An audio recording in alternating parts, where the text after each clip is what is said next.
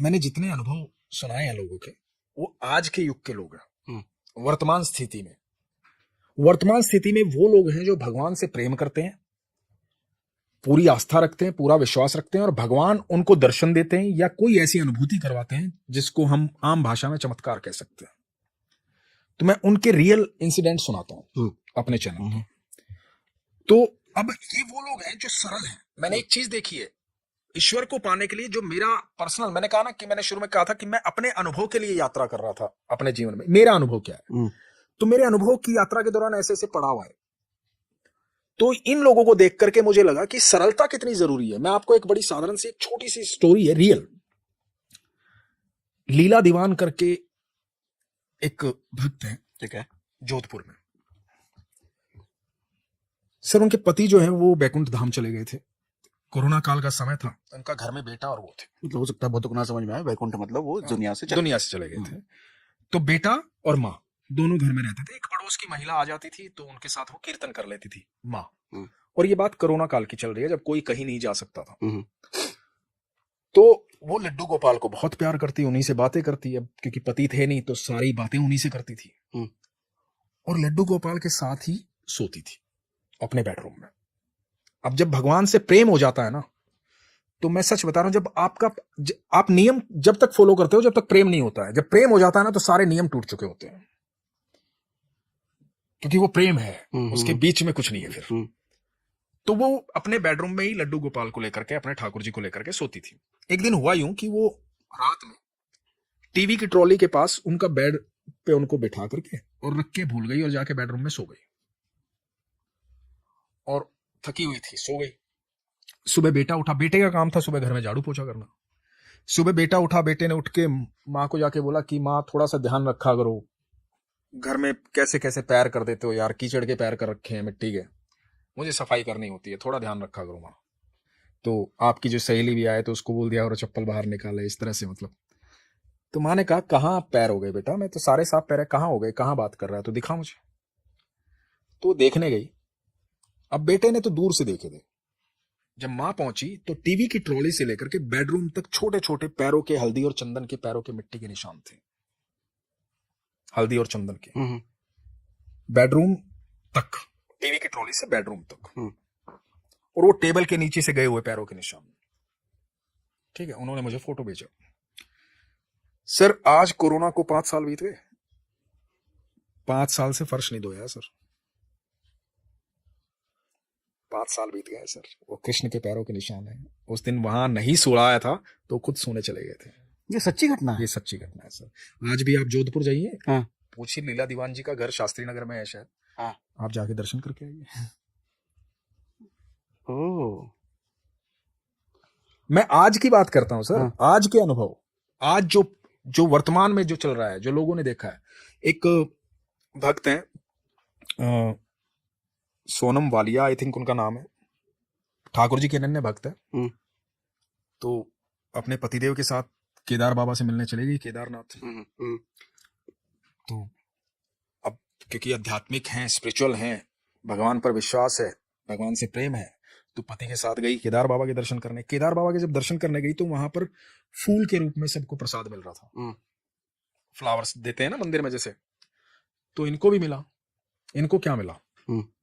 सबको फूल मिल रहा था, इनको तुलसी मिली। तो ये बड़ी हैरान हो गई कि महादेव के यहाँ तुलसी का क्या काम? बेलपत्र होता, फूल होता, तुलसी कहां से आई, वो भी केदारनाथ में। तो विचलित होकर इन्होंने अपने पति से पूछा कि भाई तुलसी कहां से आई है? तो इनके पति ने कहा कि तुम भक्त किसकी हो? महादेव को तो पता है ना, तो महादेव ने तुम्हारा स्वागत किया है, इसलिए तुम्हारे हाथ में वृंदा आई है। क्या बात। तो सर मैं ये बता रहा हूं कि ईश्वर, आप जब सरल होते हो ना, आपको जगह जगह अनुभूति करवाता है। एक रोमा कुथर जी हैं, उनके यहाँ जो लाडली जी है राधा रानी, सर वो विग्रह है पीतल का जो जैसे हम लाते हैं ना लड्डू गोपाल और राधा रानी, पीतल की जो मूर्ति होती है। तो विग्रह जब हो जाता है, जब हमारी आस्था उसमें जुड़ जाती है, प्राण प्रतिष्ठा हमारी आस्था से उसमें आ जाती है, तो विग्रह, एक मूर्ति विग्रह हो जाती है। तो है, आप यकीन मानेंगे, उन्होंने कुछ सोचा था, पूरी कथा मतलब थोड़ी लंबी है, लेकिन राधा रानी के बाल बढ़ने शुरू हो गए सर। अच्छा। नॉर्मल पीतल का विग्रह है सर, बाल बढ़ने शुरू हो गए। और मैं बताता हूँ, एक रंजना भारद्वाज जी है, पंजाब की रहने वाली, हाँ। उनके घर शादी थी। लड्डू गोपाल जी को राधा रानी से बड़ा प्रेम है उनको, ठाकुर जी से। तो शादी थी तो बड़े व्यस्त थी, तो राधा रानी और ठाकुर जी का विग्रह जो है वो रखा हुआ था। तो इन्होंने बोला कि हाँ तुम तो मजे करते रहो यहाँ बैठे बैठे, तुम्हें थोड़ी पता है कि मैं कितनी दिक्कत में हूँ, कितनी परेशानी, कितना काम कर रही हूँ मैं, तुम्हें तो अपना टाइम पास करना है, करते रहो। अब भगवान के भक्त ऐसे ही बात करते हैं भगवान से। तो उनको आभास हुआ कि जैसे ये बात जब उन्होंने बोली तो राधा रानी ने उनकी तरफ देखा स्पेशली, लेकिन वो जल्दी में थी, वो चली गई। शाम को घर आई रात को। तो उनके यहाँ एक सिस्टम है कि वो जब डिनर करते हैं या लंच करते हैं तो भगवान को भी लंच टेबल पर, डिनर टेबल पर साथ बिठाते हैं, भगवान के साथ भोजन करते हैं। तो उन्होंने बिठाया लड्डू गोपाल जी को और राधा रानी को। तो जैसे ही बिठाया तो उनके पति ने कहा कि रंजना तुम देख रही हो कुछ? तो रंजना बोली हाँ मैं यही देख रही हूं। तो सर वो पीतल की मूर्ति थी, उनकी गर्दन ऐसे घूमी हुई थी। अच्छा। हाँ मेरे पास तस्वीरें हैं, वो उनकी गर्दन ऐसे घूमी हुई थी। तो रंजना जी ने बोला कि मैं सुबह जब मैंने ठाकुर जी को ऐसा बोला था ना, तो मुझे लगा था कि राधा रानी ने पलट के मेरी तरफ देखा है। तो ये तब से ऐसी मूर्ति ऐसी हुई हुई है राधा रानी की, मतलब पीतल की मूर्ति ऐसे गर्दन घूमी हुई है। तो वो बड़ी हैरान हुई और मन में दुख हुआ इस बात को लेकर के कि ये मेरी राधा रानी ने तकलीफ उठाई, मतलब मैंने उनको ऐसे शिकायत के तौर पे कह दिया। तो जब उनको नाइट ड्रेस वो पहनाने लगी रात्रि में शयन के लिए, तो उन्होंने राधा रानी से रिक्वेस्ट की कि राधा रानी आप अपनी गर्दन ठीक कर लो, गर्दन में बल आ जाएगा, आपको तकलीफ होगी, मुझे क्षमा कर दो। तो जैसे वो पोशाक पहनाते हैं ना, तो पोशाक जब पहनाई, तो जब पोशाक पूरी पहन ली तो गर्दन सीधी हो गई थी सर। अच्छा। हाँ ये मैं आज की वर्तमान की बात बता रहा हूं। और आप सोचो सर, सदियों से, मतलब इतने सालों से हमारे पास तो एक तो, मतलब मैं कह रहा हूं यदि हम ये बिलीव करते हैं कि ये लाल किला खड़ा है, ये ताजमहल खड़ा है, ये 300-400 साल पुरानी तो बातें हैं, है ना? तो मीरा भी तो ज्यादा पुरानी नहीं है सर। सर मीरा द्वारकाधीश में विलीन हो गई थी सर 5000 साल पहले। नहीं सर, अभी 400, 450, 500 साल पहले की बात है सर। मीरा तो अभी तो थी सर। अच्छा मीरा, ओके। तो आप सोचो मीरा जो है वो ठाकुर जी में विलीन हो गई थी, पता है, सशरीर विलीन हो गई, नहीं समझ पा रहा मैं कैसे। वो द्वारका में गई हुई थी मीरा, तो उनको वहां से जो मेवाड़ से उनके यहाँ से लेने आए थे कि मीरा अब चलो घर चलते हैं महलों में अपने। ठीक है। तो उन्होंने कहा कि मैं एक बार ठाकुर जी से बात करके आती हूँ। वो अंदर गई गर्भगृह में, द्वारकाधीश जो है द्वारका में, बोले कि मैं बात करके आती हूँ। तो अंदर गई, अंदर जाने के बाद ऐसा बताते हैं वहां इतना प्रकाश हो गया था, मतलब अंदर गई तो उसके बाद लौटी नहीं, जब काफी देर तक नहीं लौटी तो ये लोग अंदर गए तो वहां कोई नहीं था सर, बहुत प्रकाश था वहां पर। उसी विग्रह में द्वारकाधीश में मीरा सशरीर विलीन हो गई थी। उसके बाद मीरा किसी को कभी दिखाई नहीं दी, सशरीर गई थी वो ठाकुर जी के पास। ओ ये नहीं पता था मुझे। ओके। तो सर ये तो अभी की बात है, ये बहुत पुरानी बात नहीं है सर। जनाबाई, नामदेव जी, ऐसे ऐसे भक्त हुए हैं, मतलब अद्भुत भक्त हुए हैं सर। अभी चोखा मेला एक पंढरपुर में भक्त हुए। मैं आपको ये बात बता रहा हूं कि ये लोगों को ये बात समझनी चाहिए कि एक भिलनी के झूठे बेर राम खा सकते हैं। वो राम है, ईश्वर है, वो एक भिलनी के झूठे बेर खाने में परहेज नहीं कर रहे हैं, लेकिन आप जात पात में घुसे हुए हैं, आप ऊंच नीच में घुसे हुए हैं, और पूजा हम उसी राम की करेंगे। हाँ आप ऊंच नीच, आप पूजा इसीलिए कर रहे हैं ना क्योंकि उन्होंने एक सबको समभाव में देखा, इसी गुण की तो पूजा कर रहे हैं आप। तो आप सीख क्यों नहीं रहे हो? आप ऊंच नीच में, भेदभाव में घुसे हुए हैं। एक चोखा मेला एक भक्त थे भगवान के, और वो बताते हैं कि वो निम्न जाति में थे, तो उनको मंदिर में जाना, पंढरपुर में मंदिर में जाना, अंदर जाना अलाउड नहीं था उस समय। प्रथा थी, बहुत सारी प्रथाएं थी हमारे देश के अंदर इस तरह की। तो एक दिन मन में भाव आया, वो थोड़ा बहुत काम करते थे, थोड़ा बहुत कमाते थे, घर का गुजारा चलता था उसमें। तो एक दिन मन में भाव आया उनके कि बाजार सब्जी लेने गए थे, सामने केले देखे, तो उनको लगा कि ठाकुर जी आज केला खाना चाहते हैं। तो उन्होंने सब्जी के पैसे के सारे केले ले लिए। अच्छा। सब्जी नहीं ली, हालांकि पैसे उतने ही थे। भाव आया। हाँ भाव आया। तो भाई सब्जी नहीं लेता हूँ, कोई बात नहीं, एक दिन बिना सब्जी के चल जाएगा, पर मेरे ठाकुर जी के मन में भाव आ रहा है कि केले खाने हैं ठाकुर जी को, तो ठाकुर जी के लिए केले ले लेता हूँ। तो केले लेकर के मंदिर के बाहर चले गए, अंदर जाना अलाउड नहीं था। हाँ। तो बाहर से आवाज देने लगे कि ठाकुर जी केले खा लो, केले लो, केले ले लो ठाकुर जी। केला उठा के ठाकुर जी को आवाज देने लगे। अब वहां पुजारियों ने देखा और बाकी लोगों ने देखा, तो बाकी लोगों ने बोला कि अच्छा थोड़ा नाम जाप कर लेता है, थोड़ी भक्ति कर लेता है, तो इतना अधिकार समझता है कि ठाकुर जी यहां तेरा केला खाने आएंगे, चल भाग यहां से। उसे धक्के दे करके नीचे गिरा दिया, चोट वोट भी लग गई चोखा मेला को। बड़ा उदास हुआ चोखा मेला, घर पहुंचा केले लेकर के। चोखा मेला ने ठाकुर जी से कहा, ठाकुर जी मेरे मन में भाव आया था कि आपको केले खाने का, मैं घर की सब्जी छोड़ करके आपके लिए केले लेके पहुंचा था वहां पे, और मुझे वहां से धक्के दे करके बाहर भेज दिया गया, भगा दिया गया, क्योंकि मैं निम्न जाति का हूं, क्योंकि ये लोग मुझे निम्न जाति का समझते हैं। तो मेरा इतना अधिकार नहीं है कि मैं तुझे भोग लगा पाऊं, तुझसे बात कर पाऊं। जब मेरा इतना ही अधिकार नहीं है कि मैं तुझे भोग लगा पाऊं, तुझसे बात कर पाऊं, तुझ तक पहुंच पाऊं, तो मुझे क्या करना है इस शरीर का? मुझे नहीं चाहिए ये शरीर। तो उन्होंने अंजल त्याग दिया। अब अंजल त्याग दिया तो रोते रहे, इस बात की शिकायत भगवान से करते रहे। ऐसा बताते हैं कि जब रात हुई तो ठाकुर जी आए। ठाकुर जी ने बोला चोखा मेला, ला तेरे केले तो खिला, भूख लगी है बड़ी जोर की। तो बोला कि अब क्यों आए हो प्रभु, अब किस लिए आए हो? देखो भक्त है, भगवान सामने दिख रहे हैं। जो भक्त अगाढ़ प्रेम रखता है ना सर, उसके लिए बड़ी विस्मित होने वाली बात नहीं होती भगवान का दिखना, क्योंकि वो हर पल देख रहा होता है ईश्वर को, हर क्षण देख रहा होता है, हर एक के भीतर देख रहा होता है,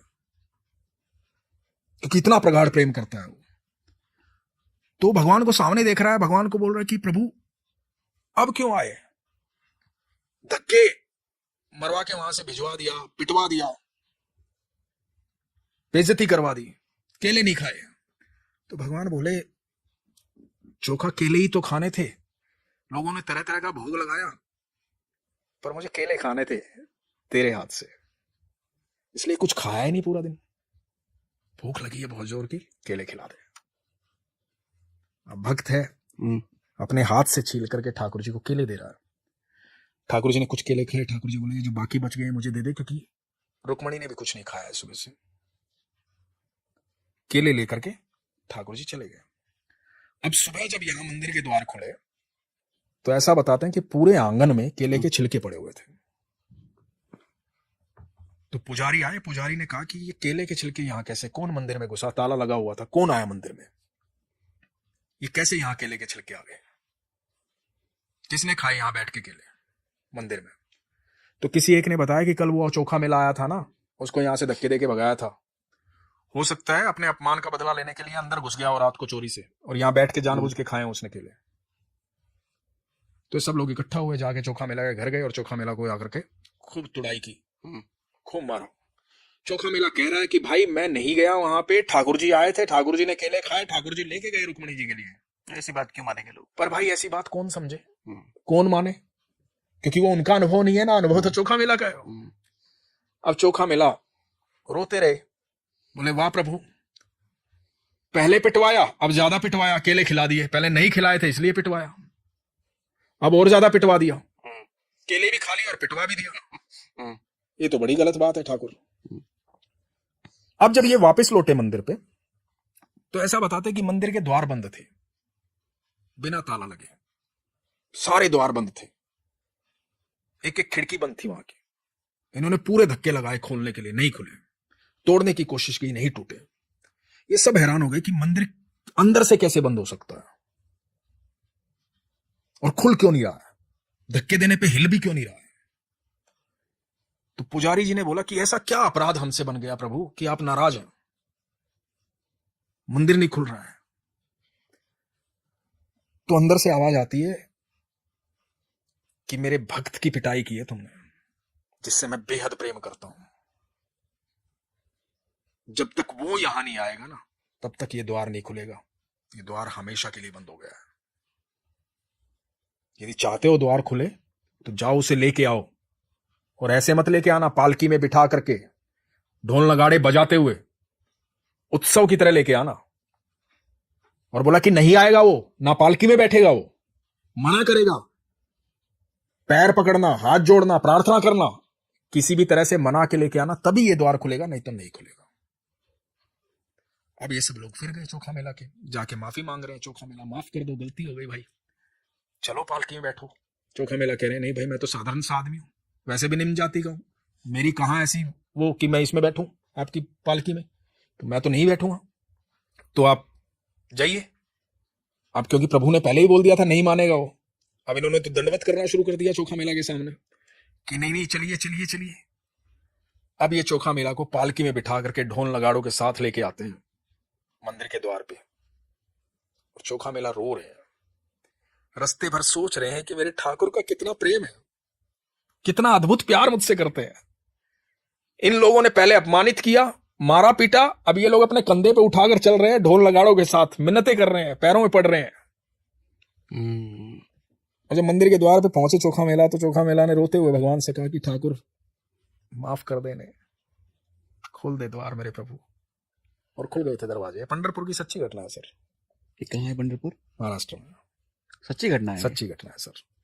तो आप ये सोचो सर, वो जो ईश्वर है ना सर, उसको प्राप्त करने के लिए बहुत तिगड़मबाजी नहीं करनी, बहुत प्रयास नहीं करने, बहुत मेहनत नहीं करनी, बहुत तपस्या नहीं करनी, सिर्फ सरल रहना है, सिर्फ सरल रहना है। आप यकीन मानना, ठाकुर जी ने श्रीमद् भगवद गीता में 18 अध्याय में एक बात को, कॉमन बात है वो, जो बात शुरू से लेकर अंत तक कही है, बार बार कही है कि संभावी रहे। संभावी, हाँ, एक जैसा भाव, एक भाव में, सुख और दुख के लिए समान भाव में, सब जीवों के लिए समान भाव में। तुझे ब्राह्मण और चंडाल में जब फर्क महसूस ना होना, तब समझना तू मेरा हो गया है। सर बहुत बड़ी बात है, क्योंकि ये तब कैसे होगा? भगवान ये कहते हैं कि तू सबके भीतर मुझे समाहित जान, मैं सबके अंदर विद्यमान हूं। एक छोटी सी चींटी से लेकर बड़े से हाथी में बराबर क्षमता के साथ ठाकुर जी निवास करते हैं, सबके भीतर विद्यमान हो। अब आप सोचो सागर भाई, एक दिन के लिए सिर्फ आपने ये मान लिया, आज सुबह से रात तक मैं ये सोचूंगा कि सबके भीतर Thakur ji, A to Z हर जीव के भीतर ठाकुर जी, एक दिन के लिए मान लिया आपने, सबके लिए रिस्पेक्ट आ जाएगी, सबके लिए रिस्पेक्ट आ जाएगी, संभाव आ जाएगा। कैसे? स्वीकार्य भाव आ जाएगा। कैसे? आप जब जाओगे, आपको 10 लोगों के बीच में किसी ने अपमानित कर दिया, अब आपका भाव क्या है कि सबके भीतर ठाकुर जी, तो अपमानित करने वाले कौन हुए? ठाकुर जी। आप आगे गए, किसी व्यक्ति ने सबके बीच में सम्मानित कर दिया, आपका भाव क्या है? सबके भीतर ठाकुर जी है। सम्मानित करने वाले कौन हुए? ठाकुर जी। ठाकुर जी। तो सर एक्चुअली आपके साथ हो वही रहा है, आपके साथ हर पल वही घटित हो रहा है जो आप डिजर्व करते हैं, क्योंकि करने वाले सब ठाकुर जी हैं। सर जब उनसे प्रेम हो जाता है ना, तो बस वो दिखाई देने शुरू हो जाते हैं, उससे पहले दिखते नहीं है वही।